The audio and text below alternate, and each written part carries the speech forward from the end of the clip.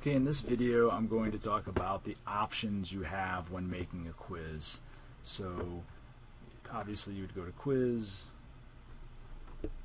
quizzes, and there you would say I want to make a new quiz right here, and then you would name the quiz, say Unit 1, and then you might write your directions in this box. You might put images in this box. You might put a video clip in this box.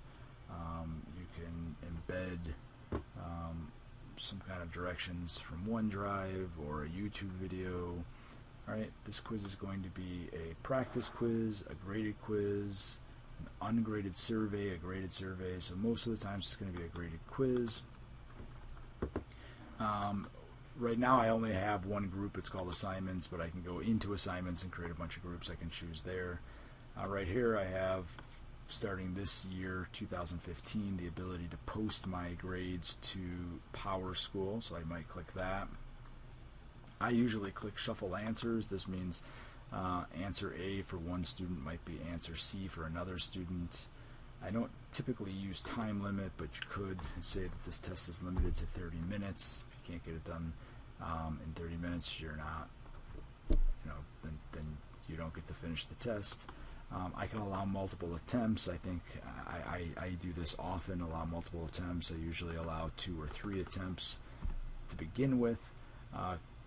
I usually allow students to keep the highest score, but I could choose to have it be the last score or have it be an average of all attempts. I can let students see their quiz responses, or I can say, no, I just want them to take the test, I want to get the score, and I want to look at it, I don't want them to have to worry about it.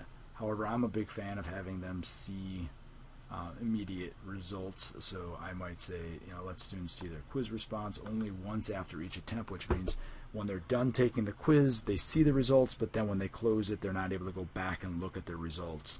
Especially on multiple attempts, I don't want them going back and forth to see what they answered on a previous question. I can let students see the correct answer. I typically do this only after their last attempt. You could decide to do it, hide correct answers and show correct answers. Show correct answers on the day after it was done, and then only for a day that they can see it. So you have options there on how they see the correct answers.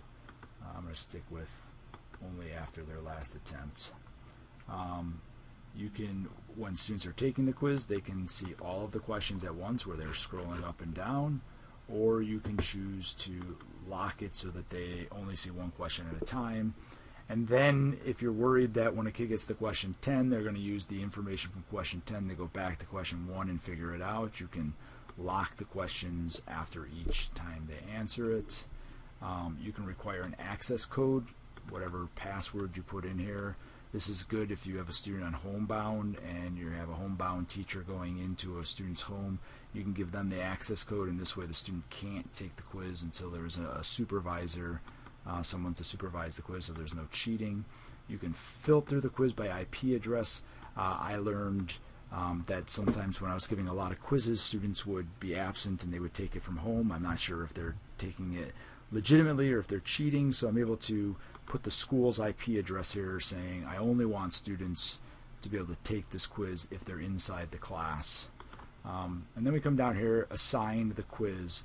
Right now it's assigned to both of my classes, both of my government classes. I could choose to assign it just to my first hour government class, and I can say their due date is going to be on Thursday the 27th, and then I might say my second hour class is going to have it due on the 28th, and I can differentiate between the two sections. I can drill down and say, I gave this quiz in class. I have this student here is being homebound and I want to open it up just for Shantae, or I might have created a test for remediation. There were some students who didn't get some of the learning targets, and let's say these 3 students are the only 3 students I really want to take. Perhaps they're going to do it in Argo after hours. Maybe I do the access code Argo after hours, some kind of number, and then give that to the supervisor of Argo after hours and tell the students they need to go in and redo the test. So those are a lot of the options here in settings for quizzes.